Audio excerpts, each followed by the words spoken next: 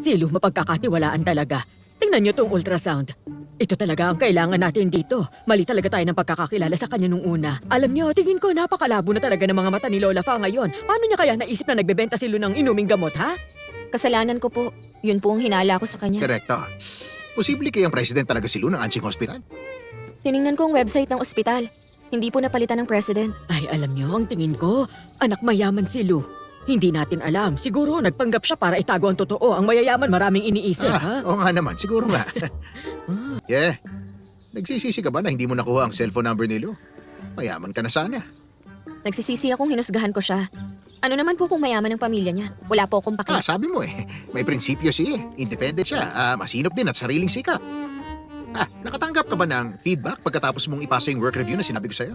Ano ba kayo? Kailangan niyo pong hingin mismo yun, no?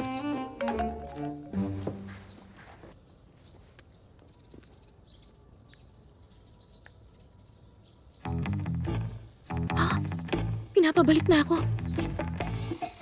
Director, makakabalik na po ako sa Anshing Hospital. Talaga? Transfer na po nila ako sa hospital. Tingnan niyo po.